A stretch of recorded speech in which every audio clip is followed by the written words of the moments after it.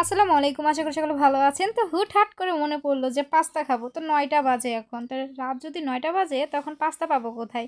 তো মাথায় একটা প্ল্যান আসলো, যেহেতু ময়দা আছে বাসায়, তো কেন আবার কেনার চিন্তা করব। তো এর জন্য খুবই তাড়াতাড়ি পাস্তা বানিয়ে ফেললাম। তো এখানে আমি ২ কাপ ময়দা নিয়েছি। তারপর হচ্ছে পানি দিয়ে ভালোভাবে আমি ডো বানিয়ে নিব। তো ডোটা বানিয়ে ফেললাম সুন্দর করে, দেখতে পাচ্ছেন। তো ডো আপনারা যতটুকু প্রয়োজন ততটুকু ময়দা নিয়ে নেবেন, যতটুকু আপনাদের পাস্তার প্রয়োজন। যেহেতু আমাদের ফ্যামিলিতে ৫ জন মানুষ আছে, এর জন্য একটু বেশি নিয়েছি। তো দেখুন, একটা টিস্যু দিয়ে তারপর হচ্ছে আমি ঢেকে রেখেছি প্রায় ১০ মিনিটের মতো। এখন আমি এগুলো সুন্দর করে বেলে নিব, তো রুটি বানিয়ে নিব। তো দেখুন কি পারফেক্টলিভাবে আমার ডোটা হয়ে গেছে। তো আমি চাকুর মাধ্যমে ৫টা পিস করে নিব। এরপর হচ্ছে হাত দিয়ে আমি রুটি বানিয়ে নিব। তো কিছু ময়দা দিয়ে তারপর হচ্ছে আমি রুটি বানিয়ে নিব এভাবে ৪-৫টা পেঁচে। আর এখন হুটহাট করে যদি মনে পড়ে কারোর, তো এভাবে খুবই সহজভাবে পাস্তা রেসিপি বানিয়ে ফেলবেন। তো আমি বড় করে একটা রুটি বানিয়ে নিয়েছি। এরপর হচ্ছে সুন্দর করে একটা খা দিয়ে এরপর হচ্ছে ছোট ছোট করে কেটে নিব।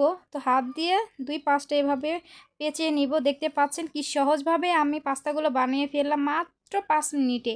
তো এরপর হচ্ছে আমি একটা পানিতে রেখে দিব একটা প্যানে। তো পানিটা সিদ্ধ করব। এরপর একটু সামান্য পরিমাণ তেল দিয়ে দিব। এরপর আমি দিয়ে দিব পাস্তাগুলা। তো সিদ্ধ করে নিব। তো আমার ভাপানো শেষ হয়ে গেছে। এখন আমি এগুলো একটু ভালোভাবে ধুয়ে নিব। এরপর আমি আরেকটা প্যানে তেল দিয়েছি।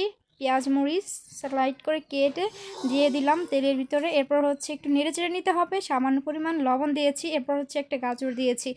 তো এরপর আমি একটা টমেটো দিয়েছি। এটা হচ্ছে সুন্দর একটা কালার আসবে এর জন্যই। তো আমি একটা মশলা দিয়ে দিলাম লুডুসের। এরপর হচ্ছে দিয়ে দিব আমি যে আগে সস বানিয়েছিলাম, এই সস দিয়ে দিব। আর নিজের হাতে বানানো, তো বুঝতেই পারছেন কি একটা ভালো হয়েছে।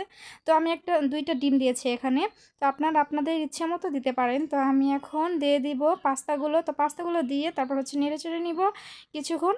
তো নাড়াচাড়া প্রায় হয়ে গেছে। তো একটু সামান্য পরিমাণ হলুদ দিয়েছি একটু সুন্দর একটা কালার আনার জন্য। তো এখন আমি দিয়ে দেবো ধনিয়া পাতা। তো ধনিয়া পাতা দেওয়া শেষ হয়ে গেল, আবার একটু সস দিয়ে দিব সুন্দরভাবে। আর এখন যেহেতু আমি পাস্তা বানাবো, তার জন্য তো আমার সসটা প্রয়োজন। তো এর জন্য আমি একটু বেশি করে দিয়ে দিয়েছি। তো এখন আমি আবার একটু মশলা দিয়ে দিলাম লুডুসের। তো দেখুন কি পারফেক্টলি আমার পাস্তা রেসিপি হয়ে গেল। তো দেখতে পাচ্ছেন আমি নিজে আগে খেয়ে নিলাম যে একটু লবণ হয়েছে কি না, যেহেতু সবাই খাবে তো আগে তো লবণটা ট্রাই করতে হবে। তো পারফেক্টলিভাবে হয়ে গেছে আমার। তো দেখতে পাচ্ছেন কি সুন্দর হয়েছে। আমরা এখন আর না কিনে বাসায় কিন্তু এবার বানিয়ে খেতে পারি। তো আশা করি সকলের ভালো লেগেছে, আর সবাই আমার পাশে থাকবেন। আবারও চলে আসবেন নেক্সট ভিডিও নিয়ে। সবাইকে বিদায় জানিয়ে চলে যাচ্ছি। আল্লাহ হাফেজ।